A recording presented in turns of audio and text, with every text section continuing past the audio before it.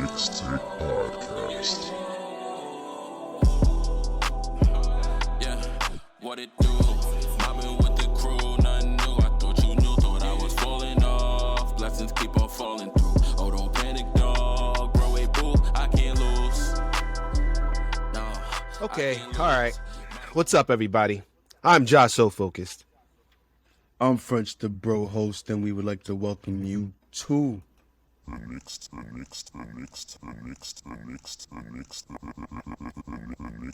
Podcast. this is episode 34. And if you didn't know, we're a weekly podcast where we cover the most intriguing Knicks news of the week. And if you want to find us on our socials, you can check us out first on Twitter at the Knicks Take. Then go to YouTube and search Knicks Take Videos. And if you rather follow on Instagram, you could find us at the Knicks Take. And lastly, you can find us on Facebook at Knicks Take Media.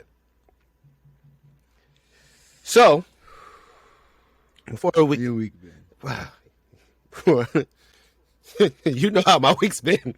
You know exactly how my week's been. Same way the rest of us our week's been. But outside of the Knicks, I've been healing good. Got my hand checked out. Everything seems to still be going good. And also, I am now a co-owner of a lightly used Kia Sorento. Congratulations. I guess I'm never going to drive it. So that's basically my week. Just been home, chilling with the kids, going to appointments, stuff like that. How about you, French? How has your week been? It's just been a long week. Long week at work. There's only 2 games of Knicks this week, and them 2 games didn't help. So outside of those 2 games, I just been watching Cam Reddish and Rokas Jacobitis highlights. He's wilding overseas. You been watching that? You been keeping up with him? Nah, not really. You gotta watch something good. You gotta watch some type of good basketball. You might as well go to YouTube and search up his highlights. I mean, the way that You ain't gonna find it with the Knicks. the way things are going, I might as well watch Westchester Knicks, watch Rokas Jokibitis, look at Cam Reddish highlight. Like I don't know, but speaking of Cam, he's one of the topics we discussed last week on the last episode of the Knicks Take podcast. We recapped 2 weeks worth of games. Knicks went 5-2. We covered the status of Kemba Walker, Randall's relationship with the fans after Randallgate, the thumbs down, the yelling on the court, the shut the fuck up of it all. And we had 2 Knicks trades, one of which was really nothing. The other one brought Cam Reddish from Atlanta for Kevin Knox. Yeah. We both left off feeling pretty safe and confident. And quote, we left off last episode saying that we were very pleased, very optimistic, really excited to see where this team's ceiling is headed. We're back at 500. Mm-hmm. Happiness. Mm-hmm. Look at us now. So that's where we left off. And I'm going to start off before I get into the games. I'm going to do a transaction before we get into the games because, Knicks waived Solomon Hill. So basically, French, you wasted all that breath talking about what Solomon Hill could bring to this team and re-signed Ryan Arcidiacono and Arcidiacono. Arcidiacono. You're going to have to learn his name. We brought him back like 4 times now. They must really like him. Okay, if you say so. Arcidiacono. Yeah, I don't see the point of memorizing his name because who was that guy that we had for most of the season that we waived in order to bring him in, who was trash? Selden. Wayne Selden. I remembered his name off rip, and look at him now. Mm-hmm. I don't even know. I know he scored something on one of the games, but he was trash. So I don't know if maybe he was a locker room guy. Yeah, I guess I thought that's what Solomon Hill was supposed to be, French. But anyway, so now I'll get into the first game of the week. Knicks played Minnesota Timberwolves on the second game of a back-to-back. Back in the Garden after one of our toughest losses of the season the night before against the Charlotte Hornets. We also, when we were talked about Kemba Walker in the last episode, guess who returned to the Knicks after all of the questions about when he would be back? A lot of people saying, "Oh, we might never see him in a Knicks uniform again." A lot of people wondering if this injury is something more serious, even though the Knicks said it wasn't that serious. Kemba Walker back in the lineup and started. He played well in this game, 19 points, 4 assists. But in the end, the Knicks still lost to the Minnesota Timberwolves.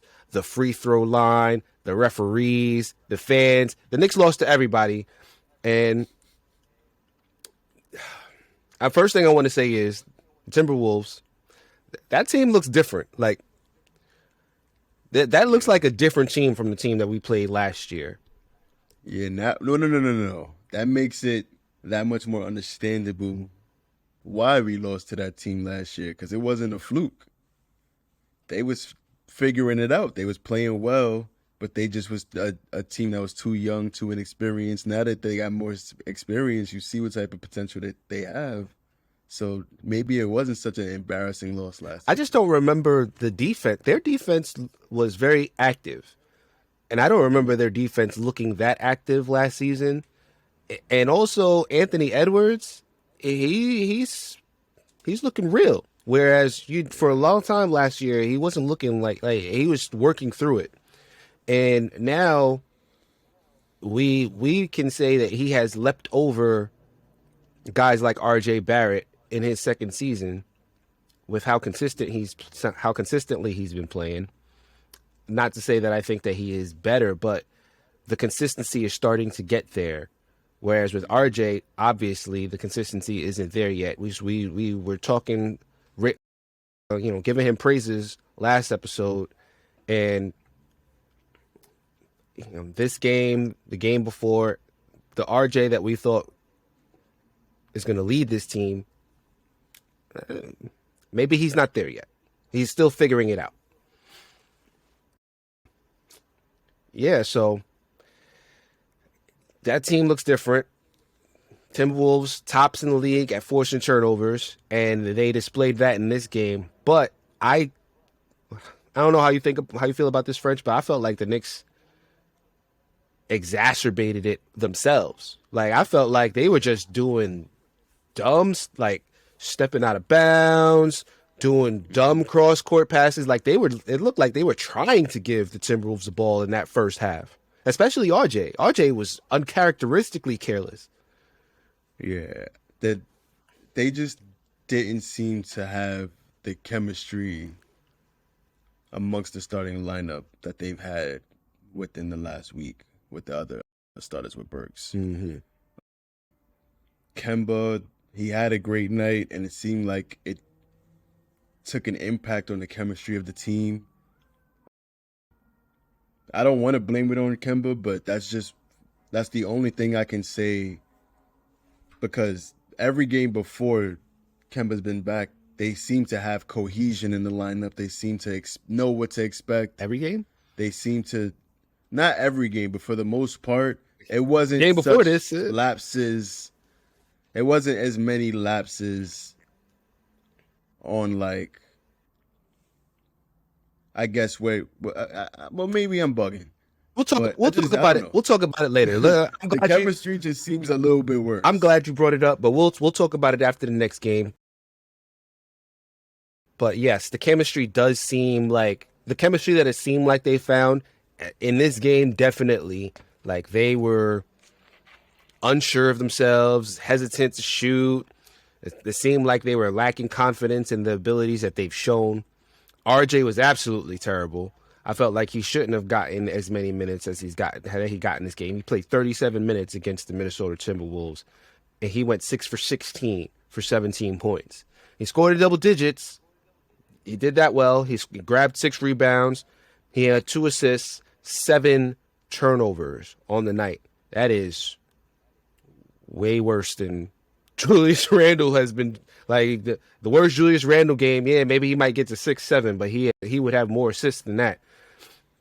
Yeah, it seems like teams are starting to game plan for RJ now. Now that he's bringing the ball up. Having to learn how to adjust with it. Yeah, he's turning the ball over a lot more. He's not scoring as efficient. But I don't feel like that was. I feel like the teams are doing that. I don't feel like that was this game. I feel like he was doing it a lot himself. Like it was a lot of. I think it's a combination. It is a combination, 100%. A lot of the plays where we didn't really see RJ with the ball. Maybe I got to go back and rewatch this game, but I feel like the Minnesota Timberwolves defense would impact him so that he just wouldn't get comfortable enough to even get to the places where he's most comfortable on the court when he does get the ball. 100%. But there were a lot of the time. There were a lot of passes that were just careless. Like, yes, they did that, but there were careless passes, and there were non-recognition of where your teammates are on the court issues with RJ. There were a lot of times where I'm like, RJ, pass to such and such, Randall, Mitch, and he'd miss them. And he would either completely miss them and pass it to somebody else, and that would cause a turnover, or he would figure it out 4 or 5 seconds later when the defense realizes, hey, this guy is about to get the ball, and he would pass it to them then, and that would cause a turnover. And that's just uncharacteristic for a guy who has been playing the game for as long as he has, who's been brought up around veterans, who should have a lot more instincts than what he showed in this game. I don't know where his focus was at, but it was completely gone. And I don't think he should have gotten 37 minutes in this game. I think you should have given more time to Quentin Grimes, or I guess Quickly. I don't feel like Quickly had a great game in this game either, but Quickly hasn't been great lately. But the fact that RJ turned the ball over 7 times, and he also missed 3 of his 6 free throws, I think you might be better off having somebody out there who is ineffective as opposed to somebody out there who is being an active detriment to your team, the way that RJ was for the majority of the game. Not the entire game. He did do some nice things. He did still get to the basket. A lot of the things that we've been praising were still there, but he went 2 for 7 from 3. Not great. And if you get rid of some of those misses from 3, maybe his overall percentages look better. But then you look at the free throws, and it's like we need to get over them free throws like that. Once again, that goes to focus. Where is the focus at? 7 turnovers and 3 missed free throws. You missed half of your free throws. I like that the finishing package is still there, but we need more than that from RJ. But outside of RJ, outside of the fact that the Knicks were turning over the ball, outside of the fact that the Knicks overall free throws were just not great, they were still in this game for the first half. Like, I was looking at how many turnovers the Knicks had in the first quarter, and even in the first quarter, it was like, geez, like, y'all about to get 13, which is your average on the season. You about to have 13 turnovers in the half.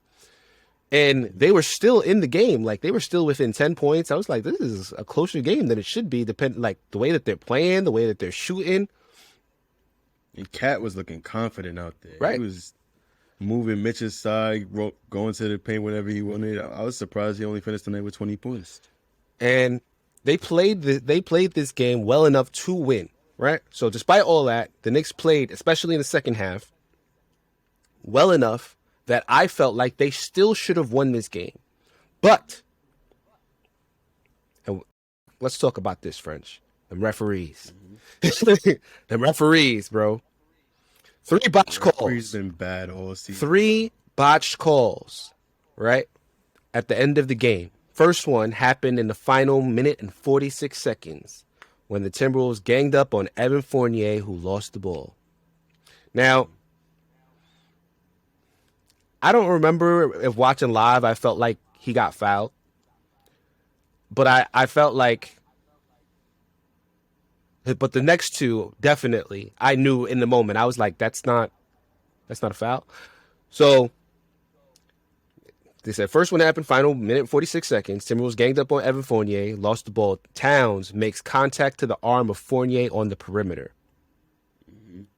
I don't remember that one. You remember that one? No. So thank you, refs, because that that further proves that the Knicks should have won this game, because at that point the Knicks were leading. They were up like 2 or 3. And right after that turnover, the Timberwolves scored the ball to bring it within 1. Then Karl-Anthony Towns made a 3-point play off of a Julius Randle foul, which gave the Timberwolves the lead, 111 to 109. And in this, Towns reaches out and grabs Randle's arm and affects his ability to defend, per the last 2 minutes report.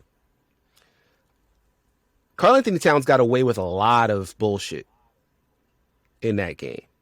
A lot. But even before the last 2 minutes, he hooked Mitch on a play to get an easy layup. And Mitch, who was in foul trouble all night, was like, yo, like, y'all don't see him cook? Like, he hooked him, grabbed him, pushed him around, got an easy layup. Like, I was like, how does nobody see that that's a foul? Julius Randle had a layup or a lay-in, and he got just demolished. Got smacked in the face by Karl-Anthony. Like, Karl-Anthony Towns was fouling the shit out of mad people and wasn't getting no calls. But everybody who guarded him for the night got fouled out. So, and even in the last 2-minute report, in the last 3-minute report, 2 of the 3 fouls that they said should have been called, they were all Karl-Anthony Towns.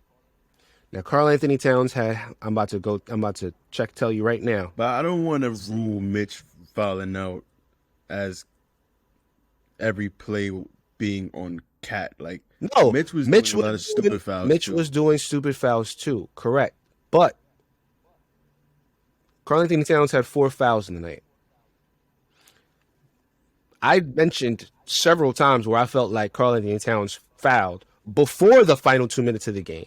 And then including the final 2 minutes of the game, the referees admit that he should have gotten 2 fouls. So he's the star of their team. They ain't gonna let him foul out. Regardless of whether Randle gets away with a lot of fouls too. I'm not gonna blame. You're absolutely right. Randle does get away with fouls, but the shit that Karl-Anthony Towns was pulling in this game, he should have had 5. And if you're not going to call that 6th foul because he's a star, cool. But at least make it so that he's like scared to get that last foul. You know what I'm saying? Like, y'all just letting him do anything on the court. And that's not, I don't want to watch a game like that. I don't want to watch a game where you letting the star player do whatever the fuck he wants on the court, and excuse my language, and the other team who's playing well enough to win, you're just not giving them any chance to win. Like, I don't want to watch that game. I don't want to have this conversation about the referees, especially like I was willing to get rid of all of that, the missed foul calls, all of that stuff. The Knicks were down 1. This was the play that pissed me off. You watched it live and everybody saw it. They replayed it and it's like, y'all really not gonna? Wow. Okay. D'Lo. The Timberwolves inbounded the ball. You see how frustrated I'm getting. Timberwolves inbounded the ball. RJ gets a hand on it. Jumps up. D'Lo pushes RJ in the chest. RJ taps the ball with his fingertips as he's getting pushed and falls down to the ground. D'Lo grabs the rebound. Right in front of the referee. No call. That would have been a key turnover and allow the Knicks, with 24 seconds left in the game, to take the lead. And the refs do nothing. And they just say, play on. And this pissed me off because it's like, yo, leading to that, the game should have already been tied because Julius Randle was at the line for 2. Knicks were down 2. Julius goes to the line, and I say, this dude's going to miss one of these 2 free throws. I just know he is. And, of course, he does. I don't want to skate over it, but it does need to be acknowledged. Julius Randle in clutch time, when you put him on the free throw line, he ain't shooting 100% from the free throw line, and that is something that is concerning to me. But The fact that the Knicks still tried and had an opportunity to make up for that with a turnover, and you just award the other team by letting them get away with whatever they want to do. Can the referees get fined for stupid shit like that? Like, I really don't get what the point of this last 2-minute report is. Like, I was just about to say. like, I don't understand, unless you're going to penalize referees for maybe at the end of the day, the referees who missed the most calls. Like, okay, like y'all like there's a bonus, but if you end up the last in referees in these games and you have the most games or whatever, you don't get that bonus or something. Like, something has to change. Something has to change, because I understand that this game is very hard to referee. But when there are things that are just so blatant, I don't know the last time I've watched a 2-minute report where every single missed call is not in favor of one team. Of the home team. Of the home team. Home team. I don't remember that. So, French, how do you feel about this? The refs have been costing us games all season, but I feel like it's on the players to understand that and provide something more. Adjust to the game. You see the refs are missing calls. They're favoring the star player on the other team. You're home. There's a way to adjust rather than like crumbling under the pressure. And I feel like they have been crumbling under the pressure. Even going into the next game, which I'm not going to dive into it yet, but this isn't nothing new for this team. Like, Julius Randle, every time you see him blowing up after a game, it's about a referee. If you know the referees aren't going to be helping you, you have to find a way to still get the win in that circumstance. And the play right after this RJ push-off, where we had possession of the ball with time left on the clock, it didn't seem like there was a game plan for that type of situation. It was feed the best shot creator on the floor at the time, whoever has the high hand, and see what you could get out there. React to the defense. But I feel like there should be a play in that type of situation with the game on the line. Am I bugging there? Like, because Evan Fournier from the top of the key just drives down the left to the paint, goes up with some type of stupid shot. We get the ball. Alec Burks gets the rebound, steps behind the three, and then shoots a contested three when we're down 2 points. We're down 2 points. I'm going to disagree with you, Fred. At home. I'm going to disagree with you because the Knicks didn't crumble. They crumbled. They did not. And I'll tell you why. Minnesota's defense was very good throughout the whole night.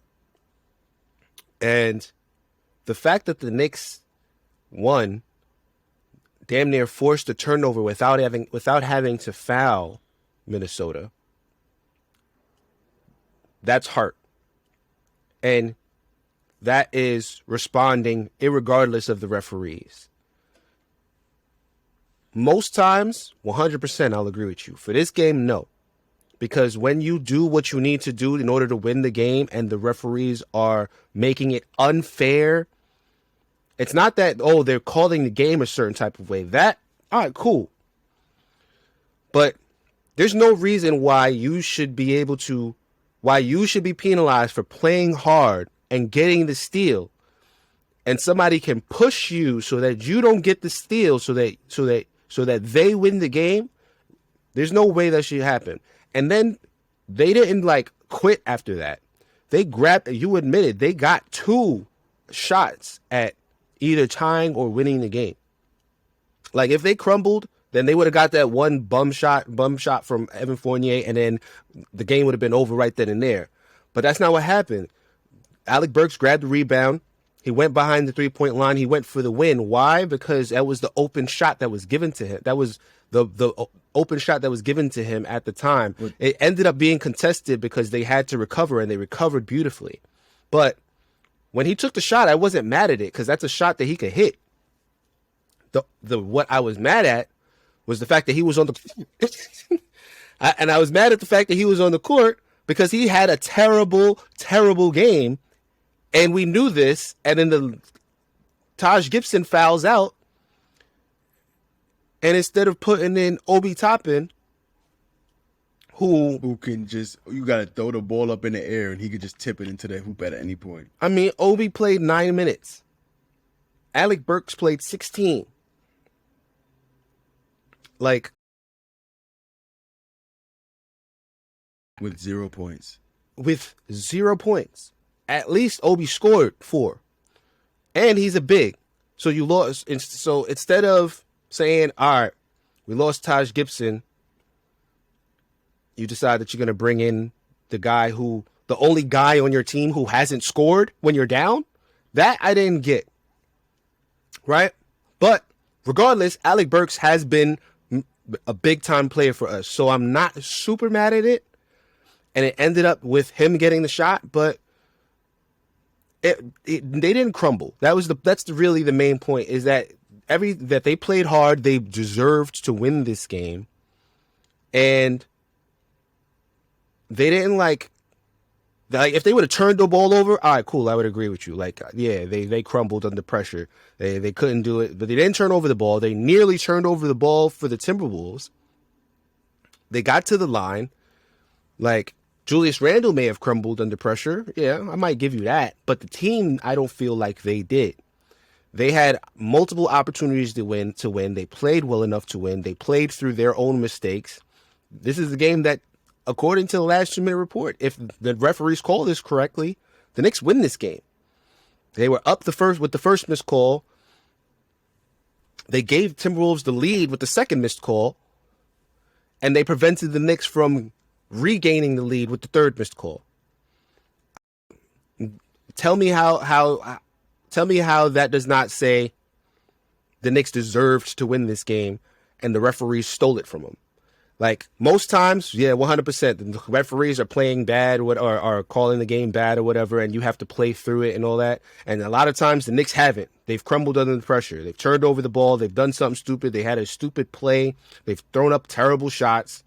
I agree with you. I didn't like that Evan Fournier shot that they gave, especially with the defense that Minnesota was playing. But the fact that they got the rebound and was able to take a shot to win the game, I'm not mad at losing a game because you tried to win it. I'm mad at taking silly shots and losing or making silly decisions because you're under pressure and you lose the game that way. The Knicks got the rebound. They got it to Alec Burks. He shot the shot. He missed.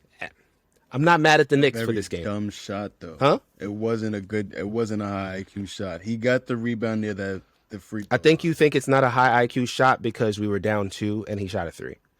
And he could have shot a floater or something like that. But again, you got the clock ticking. When you have 0, that's what you don't have any type of rhythm. With the game on the line, you get the rebound. I just didn't. It's not a low IQ possession, French. That is just, it was a decision. If he would have tried to drive and got his shot blocked, you'd have been mad at that too. If he'd went up and tried to go into the paint and missed it and they missed a fourth call because he got fouled on the way to the rim, I'd rather go. I'm pretty sure you would have, but at the end of the day, the point would still remain that if that's how it happened, I would still be saying the refs.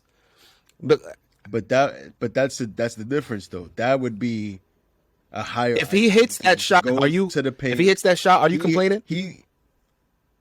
I'm not complaining. It's still not going to be the shot that I. It wasn't that terrible of a shot. Really wanted in that moment, but it was terrible because it was contested. Listen, where he got the rebound, he had opportunity to create some more space in the area that he was. After the pod, go to the paint, throw up a floater, or try to get contact and get an and one. After the pod, at home. After the pod, unless you want to do this live on pod. But after the pod, we'll take a look at that final possession, and I'll see if I change my mind. Deal? All right. You make a lot of great points. I could be bugging, so we could do that after the pod. Player of the game, Evan Fournier.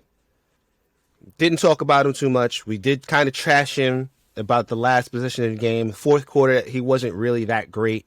He got subbed out. When he subbed back in, he was cold. But before that, the Knicks would not, I repeat, not be in this game without Evan Fournier. His shots in the third quarter took a game from being under Minnesota's control to the Knicks taking firm command of the game. He went 5 for 10 from 3 for 27 points and was the leading scorer. Knicks don't have a chance of winning this game without him. You want to wax poetic about Evan Fournier's game, or you want to move on? I want to trade him. Like, come on, you just had 27. Somebody got to want him in the NBA. Come on now. I want to get to this next game against the Pelicans. All right, let's do it. Because it was just another game in the Garden off a 2-game losing streak and what felt like another must-win game, and they lay a goose. I got nothing to say. Devontae Graham comes back for this game. You said what? I said I got nothing to add to that. Devontae Graham comes back to this game. Typical for the Knicks to not get that break, but this was just a very bad game to watch from the beginning to the end. And you could tell very early on in this game what kind of direction it was going, because the Pelicans, they were playing tough from the beginning, from the jump ball. They kind of took control early, but the refs were really bad. Yes. Again. In this game as well. Again. And Randall did have reason to be that upset with, who was the big man? Jonas Valanciunas jumping all over him after Randall did a pump fake and didn't get no call. When it was halftime, we went into the halftime with I don't even remember what the lead was, but we were definitely losing by 10 plus points, right? I'll tell you right now. Randall shoving his teammates off him, going to the locker room screaming. It just wasn't a good look. Yeah, because came back and the play. I mean, I understand. The play before, it's like, yo, you gonna let him get mauled the way that he got mauled and not call nothing? Or like it. But the game is still going on. That's what I don't like about it. You can talk to the ref all you want. It's halftime now. Be as frustrated as you want. But I feel like that's completely just took him out of the game. The Knicks were actually only down 4 at halftime, and he was in the game after the foul, like after the blown call by the referees. He was still in the game. He scored that tip in right at the buzzer, which was like, let's go, Julius, let's go. And the score was 46-42 at halftime. So the Knicks were only down 4, but yeah, I do agree with you. He took that into the second half, and that was that. I feel like that was one of his first baskets, because he was struggling in the first half with scoring. He was like 0 for 3. He finished in single digits. That was his only basket, actually. Yeah, that was his only basket, was that tip-in. But outside of that, I remember like in the first half, he was doing a lot of positive things, even though he wasn't scoring. He was passing. He was getting assists. He had like 5 assists in the first quarter. And he let the refs take him completely out of this game, because in the second half, the Pelicans just came out. It was the third quarter of doom all over again. They came out, stepped on our neck. We didn't have no response. We didn't get any help from the refs, from what I recall. Like, they just came out and dominated the starters. Like, Mitchell Robinson was the only player who had a game worth mentioning as player at a game, because he finished with 17 points, 15 rebounds. Randall ended up finishing the night going 1 for 9 from the field, 0 for 2 from 3. Like I said, he had 6 assists, 7 rebounds, 1 steal and a block, but he had the worst plus minus on the team with a negative 26. Mitch performed having 17 points, 15 rebounds against a tough opponent in Valanciunas, who was being very physical down there. I was surprised that he didn't get called a lot more, but I don't really know what to feel about this team, because every night we play is just like you don't know what to expect. We used to be able to, even if we win, lose, you know what you would expect from Julius Randle? What would you expect? 20 and 10, right? I don't expect It wouldn't be the most efficient 20 and 10. He would definitely have 10 rebounds, and he would definitely have around 20 points. 17, 18, 19, 20 points. Around that area every time. He can't even get over 10 points recently. Like he scored had a few bad games. 4 points in the game. And they didn't come back into the fourth quarter at all. RJ, Julius, they weren't allowed to play. 4 points in 3 quarters. Now look, he wasn't the only starter. Kemba Walker finished with 5. Evan Fournier finished with 6. The 3 of them were, I won't say equally terrible, but the 3 of them just didn't provide the kind of game that you need to provide when you play in a team like the New Orleans Pelicans. Yeah, the chemistry is just not there at all. But this is like, even Kemba, Kemba and Evan, this is a completely different game than the game before for them. They both played well. They both played well.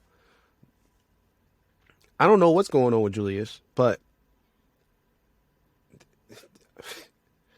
1 for 9 from the field, 0 for 2 from 3, 2 for 4 from the free throw after you missed a free throw the game before. You want to come back and try to hit all of them, and you went 50% again. Like, well, I don't know if he went 50%. I don't remember if he went 50% against Timberwolves, but he went 50% in this game. Like, inexcusable. You're the leader of this team. How do you have the worst plus minus on the team in a game? Refs took him out the game. Second half, he did absolutely nothing. And I'm done after this, but how the refs going to come into this game and not try to give the Knicks a generous whistle after you admit that you cost them the game before? Like, how? Because the 2-minute report does nothing. It does absolutely nothing. It doesn't make the referees feel bad. It probably makes them feel embarrassed for getting called out, and now they got a grudge. Like, I don't understand what the point of the last 2-minute report is. It's like I told you so. You have proof now, but is it going to change anything? No. Like, is it going to there probably wasn't a 2-minute report. The outcome of the last game? No. I don't know if there was a 2-minute report for this game, but it didn't matter because the Knicks were getting blown the hell out by the time the last 2 minutes were. Like, it didn't matter at the end of the day. Yeah, like the bench came in and they made it somewhat of a game, but like when you have to come back from double-digit deficit in the fourth quarter to try to tie it or win it, that is really hard to do. It's easier to do when you're talking a half or like a quarter and a half. And Brandon Ingram didn't even come off the bench in the fourth quarter.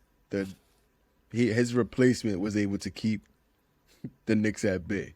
I mean, it's just tough. It's just tough to do. It's tough to ask a team to score to outscore the other team by 20 points in order to get the win. Like in a quarter, you could ask them for a half, 3 quarters, but in 1 quarter. So, but the bench came out and they played very well. They were the only members of the team to have a positive plus minus. Mitch got close. He was only -1 in the plus minus, but yeah, this was just a nasty game, especially after the Timberwolves game. You want to come into this game and be angry and use that anger to do something, force a win. And they came out and they matched the Pelicans' energy, but you were supposed to obliterate them because of the last game. And then the referees took you out of it, and you just played soft for the next quarter. Tibbs also Tibbs should have done something different. Sorry to say. What is he going to do? I'm sorry to say it, but you enter the half, and then you come out the half, and y'all come out listless like that. Them starters should have been playing spot minutes, and he should have been letting Obi and them boys get more minutes, especially with Kemba playing. Like, if Kemba comes out the third quarter and he ain't knocking down shots the way he did against Minnesota, like, I didn't highlight him, but he had a good game in Minnesota. He was knocking down threes. All right, cool. You deserve to play. Evan Fournier, if you're not coming out and you're not doing what you did against Minnesota, you got to go to the bench. RJ was having an RJ game. It wasn't bad. It wasn't great. He's still doing that. He's still getting to the rim and finishing at the rim. That's wonderful. It's good for his development. Yeah. But he didn't take over the game the way he has in the past. But But I didn't feel like he deserved to be benched the entire fourth. I felt like it was. Tibbs benching the starters was just a cop out so that he didn't have to individually single out The Julius, veterans, Evan, and Kemba. the veterans in the starting lineup. The veterans of the starting lineup are the players that are playing the worst, and the two youngest players in the starting lineup are getting double-digit points. Like, come on, bro. Like, you got to get out of your own way, and you have to admit, all right, the veterans are the guys who are not giving me the best chance to win. It is what it is. I have no problem with the fact that Randall came out the second half and played, and Kemba, but when they play worse than they played in the first half, in a half where you are down 4 already, you have to pull. You got to say, yo, that's it. Come on. The only reason Julius Randall is here is because he wanted to be held accountable. Hold him accountable. And then them guys that you replace him with run out of gas in the fourth quarter. Now what? Exactly. Well, there's nothing Tibbs could do. well, they ran out of gas in the fourth quarter because they played the whole fourth quarter. Like, if you bring them in the third quarter, and then you bring in whoever, your 11th and 12th man, right? If you bring those boys in to give whoever a breather, now you have gas again in the fourth quarter. But you ask them to play 12 straight minutes of trying to stop the other team from scoring, and you score all the points. That's, like I said, that's really tough to do. You have to give them that opportunity in the third quarter to get it down to 10 points at least, and then you spend that fourth quarter trying to tie it and take it into overtime. I knew that the Knicks to empty the bench rather than play the starters. I'm saying that when your best players are playing like your worst players, put them on the bench. Our Randall is not. It's not gonna happen. We all know that's not gonna happen. But Tibbs has to at least, if you're not going to do it with Randall, because Randall has that excuse of being the leader, of being the guy who, most improved player last year, all-star. Like, okay, you're not going to do it for Randall. Cool. What about Kemba? What about Evan Fournier? Like, why? Just paid Evan Fournier a 4-year deal. I don't care. Should care. I don't care because you know that what? Contract now, what you gonna do? I don't care. You take him out now. It's gonna be. I don't care because he's not giving you the opportunity to win, and I guarantee you that if Evan Fournier left that game yet against the Pelicans with a win, he wouldn't care about what his minutes were, and I'm sure that Tibbs is going to give him as many minutes as he lost in the next game when we play, which we're going to talk about the next games, but I don't care about managing Evan Fournier's minutes so that he doesn't play too much, because Evan Fournier has already given us numerous opportunities to win, and he's also given us wins this season. So I understand wanting to play Evan Fournier. I understand wanting to play Kemba Walker. I understand wanting to play Julius Randle and trying to ride it out. But at a certain point, you cannot let the game get out of hand when those guys are on the court. You can't, because then you're, especially in the second half, because then you're just asking for the impossible. The bench is not going to win the game for you when you're down damn near 20 points. They were down by what was the most amount of points they were down in that game, French? Wasn't it like plus 20? 25. 25? Yeah, that's not going to cut it, man. Once you get down to 25, like, your starters, obviously you had them in the game for too long.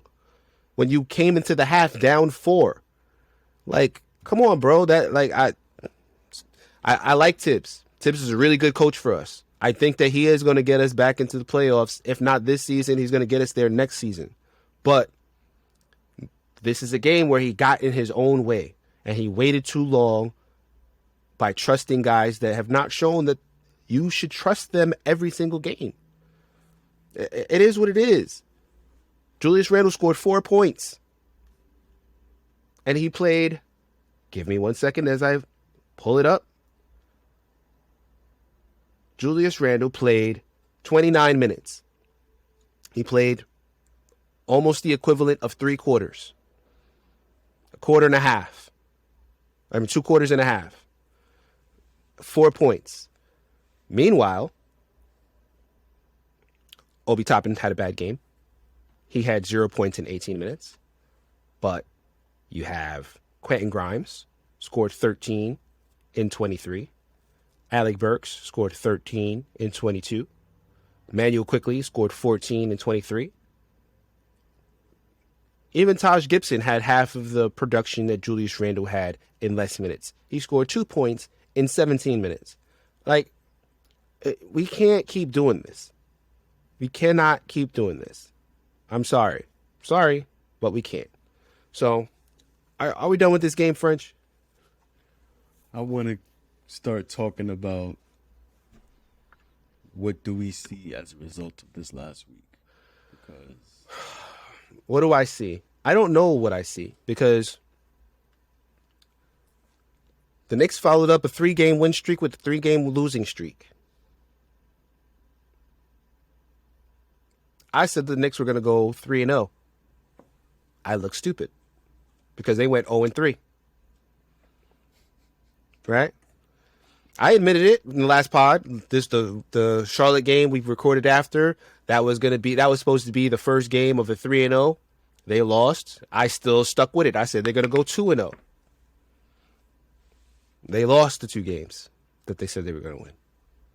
I said 1-1. They are so confusing. I said when Kemba Walker comes back, when Derrick Rose comes back, they're going to look better.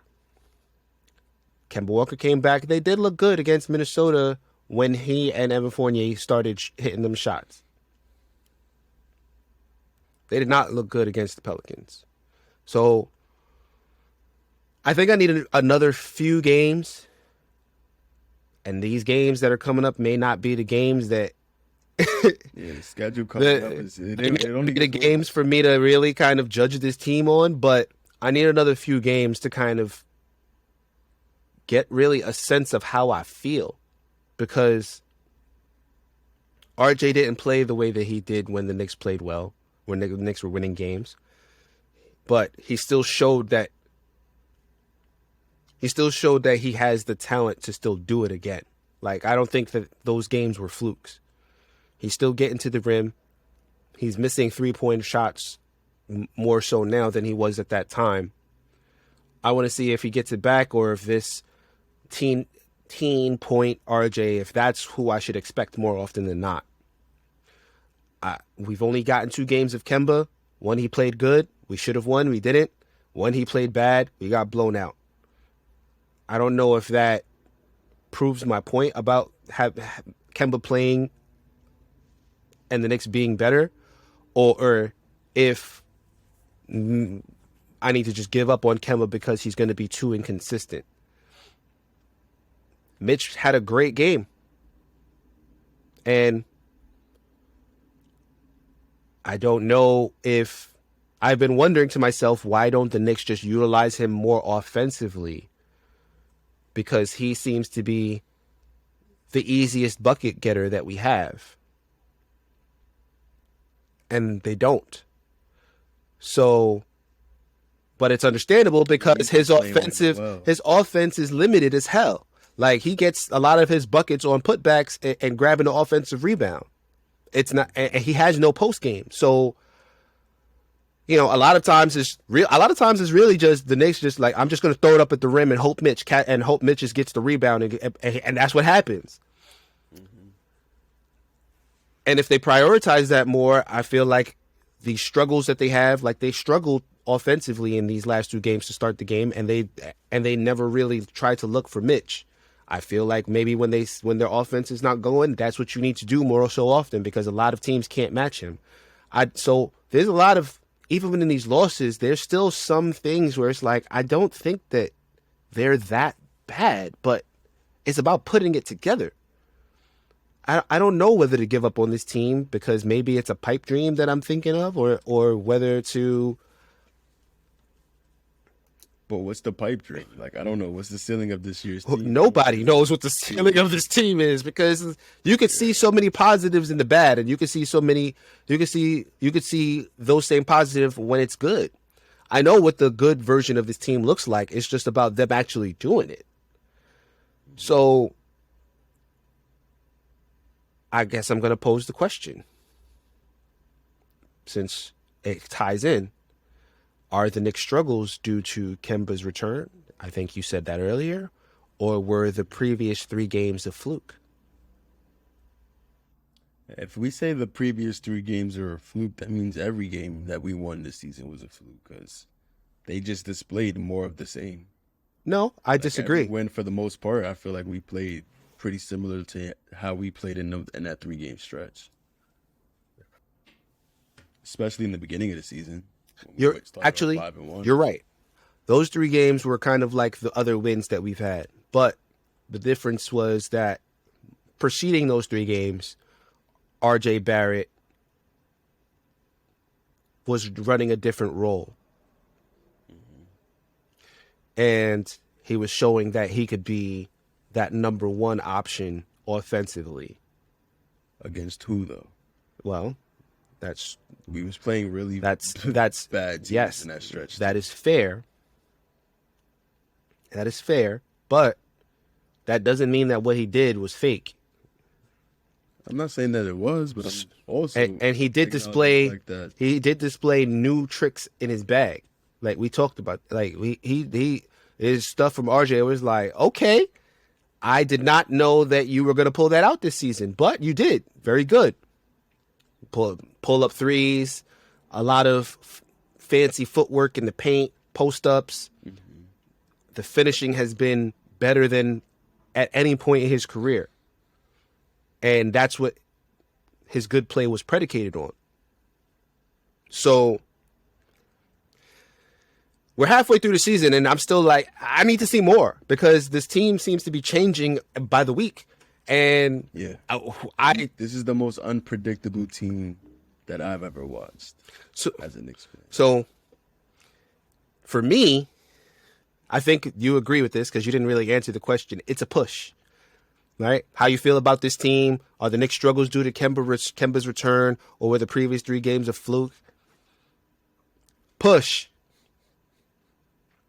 All of the above could be true. All of the above could be false. I don't. It's something rotten though. Something's wrong with this team. Who do you think it is? And nobody knows what it is. I don't know what I don't like. Even when Julius isn't playing and we playing Oklahoma City, we get blown out, and it just doesn't make. I don't know what's going on. I told you how I felt about that then, though, and we're never gonna see it. Like if Kemba was healthy and Julius went out with COVID, then maybe like we would feel different. If Derrick Rose never got hurt, maybe we would feel different about those games. But that's not what happened. Well, we're never going to see what this team looks like with Julius Randle off of it unless there is a potential I trade. want to see this team with Fournier replaced with Cam. That's what I want to see. I just want to see how that looks. I don't know if that's going to happen either. I don't know if it is, but I'm just saying I'd like to see it at one point this season, and at least once. Well, Fournier goes out with something, maybe a birth of a baby or something like that, and Cam gets the starting role to shore up the defense any way possible. I think Tibbs could fix a lot of Cam Reddish's defensive issues. I think if you could do the laps on the defensive end for Obi Toppin that you've done, I don't think he would have a hard time finding Cam Reddish a good spot in our defensive unit. So you think Cam should start if you get rid of Evan? Well, I got to see him first, but I'm saying at some point this season, if he is acclimated into the rotation and he's looking well, I would really be interested in seeing him in the starting unit with RJ and Jules and Mitch. Tibbs did recently say that we may see Cam soon. He's almost there. He's healthy. Yep. He's not going to play many minutes starting off. He's going to have to earn every minute, but he is going to play. That's what Tibbs said. Should be playing tomorrow.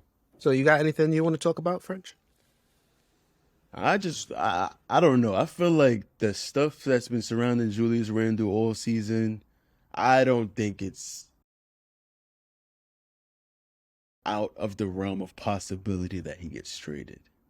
What's your thoughts on that? I agree. It looks like he needs a fresh start. He needs something because he's starting to spiral out of control. He needs RJ to be the guy that he was before that first Boston game. He needs RJ to, and to Tibbs' credit and to the team's credit, they are still trying to get RJ to play like that again. They are giving him a lot of reps running the offense. But the last few games, specifically the Minnesota game and the Charlotte game,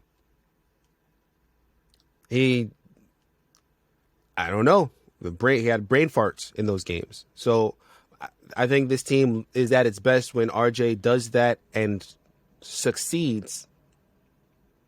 And then Julius Randle, as a secondary guy, he doesn't have to worry about too much. He plays really well, and the team wins when that happens.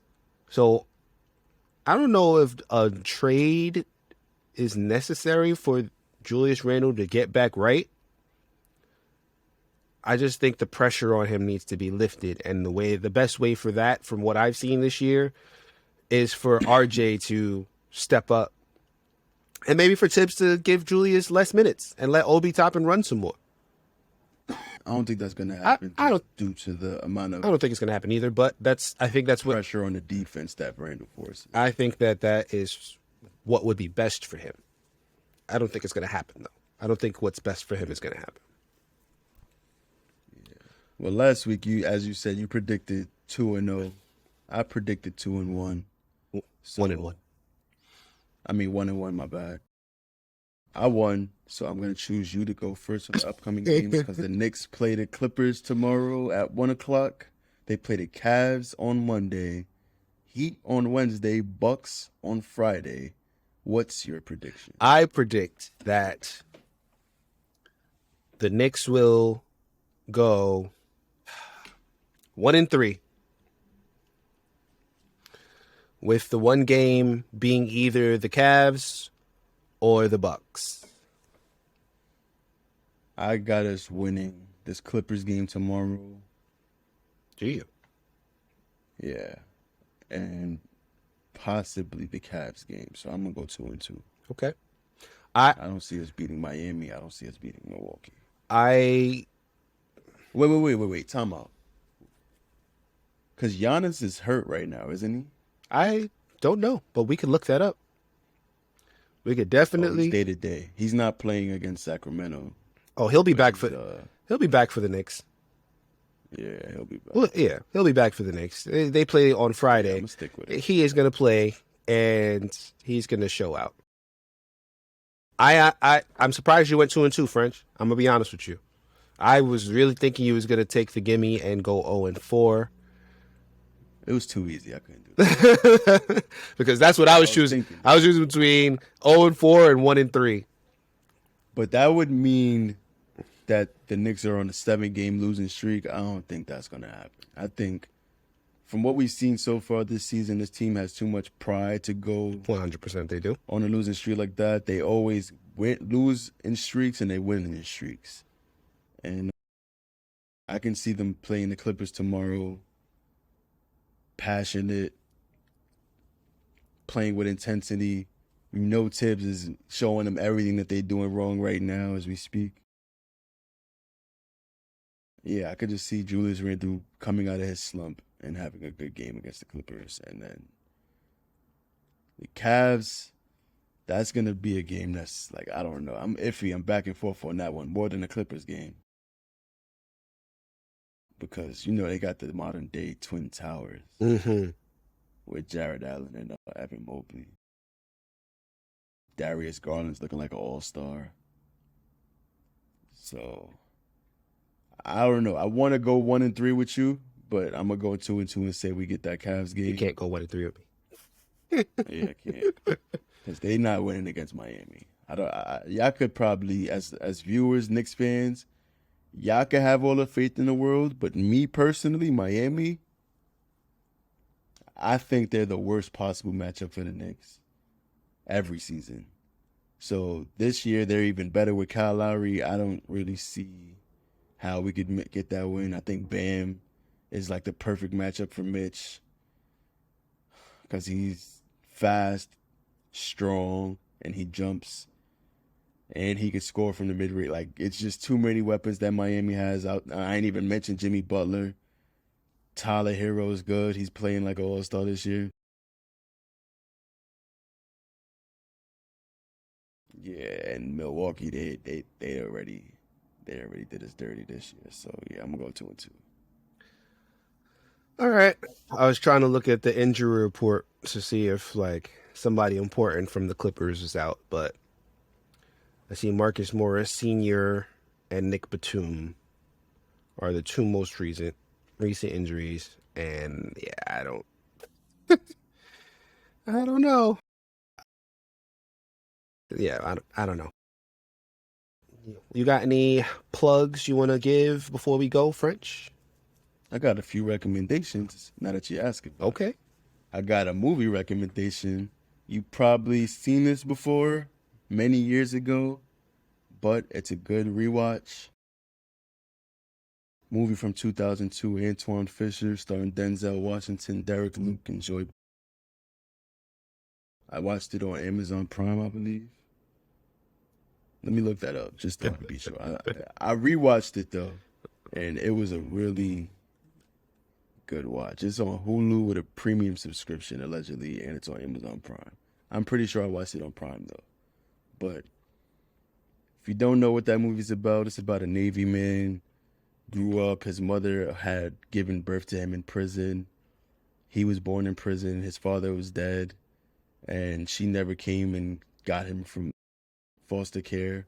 So he grew up his whole life in a group home and then joined the Navy as soon as he aged out. And he was getting into fights, all kind of stuff, until he got forced to do this therapy session with Denzel Washington, who's his therapist. And the movie just takes like a journey, and it was a good watch. I watched that earlier this week. You remember watching that, right? I do. I need to watch it again because You only remember one thing about that movie. right, and I gotta rewatch it because I don't remember anything about it except that it was a good movie. Exactly. So rewatch that. It's on Prime Video. Allegedly, it's on Hulu as well, according to Google. But TV recommendation, a show that I recommended you earlier this year or last year. You seem to enjoy it. The Boys on Amazon Prime. It's better to just go into it Blind. not knowing anything. It's based off a comic. It's like an animated series, but it's not what you're thinking. It's for adults, so don't watch it around any children, whatever you do. But it's a really good show. It's not like I'm not gonna say nothing. Just go Go watch it. into it open-minded. Stay open-minded because you've probably seen spoilers for it already. Just go into it and watch it. That's all I'm gonna tell y'all. What about you? You got anything you want to plug? I don't really have anything I want to plug. I just want to say that I'm tired of y'all spoiling Spider-Man for me. Like everything I don't want, like I used to be able to avoid spoilers, like because I don't click on anything. And y'all are giving away spoilers in the news titles, putting pictures up. Like, what happened waiting until it came out on Blu-ray or on streaming? Like, it's still in the theaters, and y'all spoiling the hell out of it. I don't want to know stuff that I know. DVD. So now you forcing me to go to the movie so I could watch the movie as opposed to waiting for it to come on Disney Plus like I was intending to do. Like, stop spoiling movies while it's still in the theaters. Stop. I'm not looking for the spoilers. I'm mad enough that there's speculation. And I'm like, oh, maybe the speculation. It's just speculation. I'm mad enough about that before the movie came out. Now y'all like, yeah, the speculation's true. Da-da-da. Knock it off. I didn't see any spoilers yet. Knock- I delete everyone who Knock it off. I got. does any type of I can't go through my news feed without getting spoiled on Spider-Man No Way Home. So you know what? I'm just gonna go to the theaters because obviously that's what y'all want me to do. Knock it off though. I don't want to yell at y'all again for this. I don't. All right. It's only in theaters, right? Yes. Like I could have watched the cam. I could have gone the illegal route, and I didn't want to do it because I want to see it clear. But y'all keep spoiling it for me, so now I got to go to the movie theaters. Thanks a I made lot. a decision. I'm never going back to the movie theater. Why is that? I'm never going. Why? Because, and you know it's crazy because I used to love going to the movies. Mm-hmm. That was my favorite thing to do. Any date I go on is a movie. Okay. I just been spoiled with subtitles. I get it. love having subtitles. I get it. I can't watch a movie and not know what they say. And I go to the movie theater. I went to go see Saints in Newark. I forgot what that's called. The Sopranos movie. Okay. Checked out like halfway through. I couldn't follow. I'm like, yo, they talking so low. I'm not watching The Matrix with no subtitles. So I'm just gonna wait till Spider-Man makes his way to HBO, and then watch it. Then we can talk about it on the podcast because I don't want you to spoil nothing for me. I understand perfectly with the whole subtitle thing. I don't know. I guess I just pay attention more. It also depends on the theater. Like some theaters, the audio ain't great, so you're struggling to hear stuff that you should be able to hear clearly. So that's part of it too. But when you find yourself a good theater and you know that you know it's a good theater,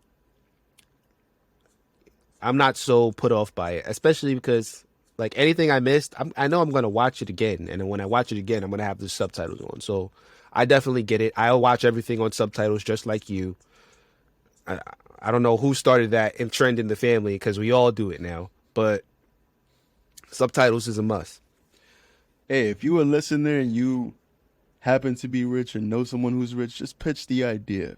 Subtitle movies in the theater. I think they might have that. Just have one section. I think they might have that. I'm not entirely sure, Not in New York. but I'll look into that. Maybe we'll go to the movies together to watch it, if I can figure it out. If they have subtitles. Yeah, correct. All right, Yeah, it'd be lit. all right, y'all. Thank y'all. We appreciate y'all for listening. We love y'all Love y'all for sure. for sure. All right. Well, thank you again for listening to. The Mixtape Podcast. And I apologize for the quality of the last episode. Peace. Yeah, what it do?